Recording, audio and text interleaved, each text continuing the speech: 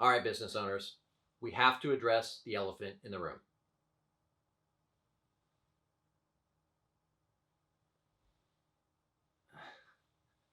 All right, everyone, listen. I'm Jeremy Knauff with Spartan Media, and what I want to talk about today is the unrealistic expectations that a lot of people seem to have about what kind of results they should expect out of their marketing relative to what they're putting into it, right? In terms of time, in terms of money, in terms of effort. First thing I want to touch on in this topic is that I largely blame the marketing industry for this problem. There's a lot of people out there that are making unrealistic promises, they're making claims that they can't support, and they're doing this so that they can get the clients and make that money, but they're not actually delivering on the promises because it's just not possible. It's not realistic. A lot of people have created this impression that, you just go out here and you throw a little bit of money at Facebook, throw a little bit of money at Google, and you can just start pulling in clients left and right. The reality is nowhere near that. When you have that mindset, the problem it creates is you'll go and dabble, you'll try a little bit of something and then give up. And because you didn't get those results and you gave up, you don't really try and test, adapt, find other ways to approach it, and then you just kind of stay where you are. And I think that's bad for all of us. I'll give you a great example of how I saw this play out firsthand. A while back, I took a good friend of mine to a marketing event. All the big speakers that you would expect were there. Gary Vaynerchuk was the keynote speaker. Damon John was there. And in a lot of their presentations, a lot of these people were talking about marketing funnels. Now, don't get me wrong, it's a great tool. It's incredibly powerful. If you set them up right, you've got great copy, you've got great sequencing, that everything is all done well, it can be a powerful tool. But he walked away from this with the idea that he can now cut most of his marketing budget and just go set up a $97 account on ClickFunnels, throw $100 in Facebook ads. Now he's going to replace thousands of dollars of legitimate marketing, save himself all kinds of time, all kinds of money, not have to work as hard. It's this whole bullshit internet lifestyle that so many people preach. It's created that thought process that this stuff is all simple and easy and you just do a little bit of work, throw a little bit of money at it, and it's just money comes pouring back in. It's a bold strategy, Cotton. Let's see if it pays off for him. It doesn't fucking happen. If it were that easy, everyone would be doing it, and then it wouldn't be that easy anymore. So we need to look at this logically. We need to look at it with a long-term approach. While we're doing that, a good rule of thumb to evaluate whether or not we have a realistic expectation is look at the investment compared to what we're expecting to gain out of it. Here's a great example. Around the time that I started my previous company, our website ranked #1 for the term marketing company, which is absolutely outrageous, right? #1 nationwide for the term marketing company. As a result of that, this local real estate agent reached out to us because she wanted to do some SEO. We started talking a little bit, talked about, what types of things she wanted to rank for. Now, she was a local real estate agent here in Tampa, but she wanted to rank for the term real estate, just broad, across the board, real estate. That's ridiculous. First of all, it's a small real estate agency. 2 agents. What the hell is she going to do with the term real estate? She couldn't serve 99% of the people who searched for her anyway. On top of that, she had unrealistic expectations as to, what should go into that and what she should get out of it. Look at the real estate industry, right?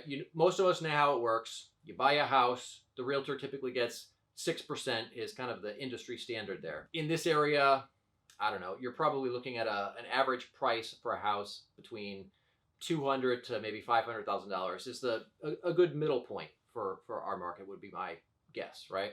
I'm no mathematician. I was a Marine, remember? We don't do math. Figure out what 6% of that is. So just say 200,000, 6% of 200,000. But here's where it gets interesting. You want to take a wild guess how much she was prepared to invest for that kind of return? Now, before we touch on that, let's play this out a little bit further. People are going to search for a real estate, right? They're going to find a realtor. They're going to come call her. They're going to talk to her. Maybe she gets, say, half of the listings that call her. I'm just going to go off the cuff. I'll probably throw the data in after the fact in editing here.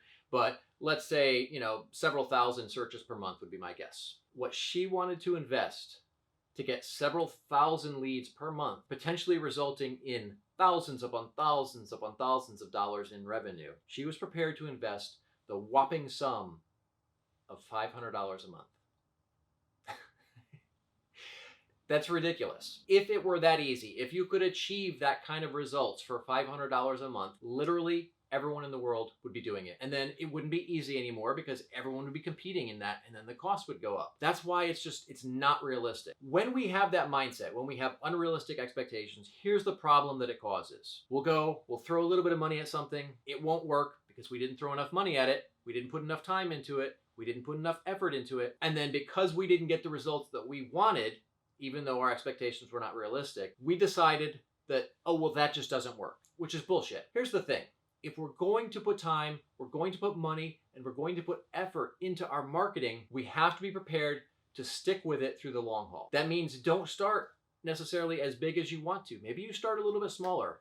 Start on a budget that's more sustainable. Because here's what you're going to have to do. You're going to have to test things. You may think that you've got the greatest ad in the world. And then when you go and you actually run that ad, or you go and you do that SEO campaign, or you go and you do an email campaign, whatever you're doing, you're going to find out that what you have probably isn't as good as you think it is. And then you have to realize all the steps down the line. So you have to get your targeting right. Are you getting in front of the right people? Maybe you are, maybe you're not. Even experienced marketers have to tweak this and massage it to get it really dialed into where you're getting in front of the right people. And then once we're in front of the right people, we have to hit them with the right message. And that's everything. That's the headline. That's the images. That's the copy. That's the call to action. But let's say you got all of that right. You should be banking now, right? Not quite. Not yet. We're not there yet. Now they're going to come to your, if we're running an ad on Facebook, you may try and convert the lead right there. If you're trying to convert the lead right there, you're probably going to get a lower quality lead. Whereas, let's say you bump them over to a landing page. Well, now they're over on the landing page. Now you've got more information. Is that copy effective? Is it conveying the same message that they had from the ad? Now they're over here. Do they have the same sentiment? Are you triggering the same emotions? Are you going deeper into the information that they really want? So now we have to have the landing page copy nailed down. And that's everything again. Headlines, images, calls to action, everything across the board. So now they get there. If it's a product, maybe they just buy it on the spot, right? Maybe you have the kind of business where it's e-commerce. They just go there, they buy it, and boom, they're done. Great. We're still not done. But before we go to what the next step would be, let's talk about what would happen if it's a service-based business. A real estate agent, a lawyer, a dentist. They're going to want to talk to somebody. They're not going to buy online. So now you have to have sales skills. You have to be able to get on the phone with them. Or you have to be able to sit down in your office with them. Or go to their office and have a conversation. And carry yourself well with confidence. Communicate clearly. Be persuasive. Convince them that you're the best choice for them. Is that all on point? Probably not. We all can use improvement, right? I practice that kind of stuff constantly. Everyone I know who's successful is constantly working on these things. And then from that point, we're still not quite there because now we're actually giving them whatever it is we have, whether it's a product, whether it's a service. We're going to go and deliver that product to them. Is it going to perform the way they want it to? Is it going to blow their mind? Is it going to make them think, wow, I made a really great investment here. This is amazing. I should tell my friends about it. If not, you could be getting returns. And then that marketing, as great as everything up to that point was pointless. It's a great learning experience. You found out where your weakness was. You now can fix it, but it didn't get you where you want to be yet. So we've got that to fix. And then the same with, the service. If we go and we do the service, are they blown away with it? If they're not, we have problems. So all that marketing could be undone by not having a great product, not having a great service, not exceeding their expectations and making them completely satisfied. We have to take all of this into account in our marketing. And then all along the way, we have to constantly be testing, refining, finding new approaches for all of this stuff. And then here's the crazy thing. It all changes over time. There's particular tactics that we use, for example, in search engine optimization or in Facebook marketing or email. One day, they're working great because nobody else is using them. And then eventually, people start seeing it and catching on, and other people start copying and emulating it. And then now, because it's everywhere, it's not as effective. So then we have to keep testing. We have to keep finding new approaches. We have to find new tactics, new ways to do things. It's never going to be this easy, set it and forget it. Let's just go throw a few $100s at it and just, go sit and live lavishly on the beach. That's not how it's ever going to be. So if you go into this, you go into your marketing with the mindset that this is going to be hard. It's going to take a lot of time. It's going to take a lot of work, and it's probably going to take a lot of money. You'll have the right mindset to continue to test, refine, adapt, and make it work. Here's the beautiful part about it all, though. If you're willing to do that, you're going to be ahead of probably 90% of your competitors, because most people are going to give up. They're not going to put in the effort. They're not going to have the discipline to stick with it. So my challenge to you is to be prepared to invest the time, the resources, and the money necessary to get the results out of your marketing. And don't give up like all of your competitors do. All right, guys, if you found that useful, I would love if you'd share it. Go ahead and hit that subscribe button. And I look forward to seeing you guys on the next video. Thanks, everyone.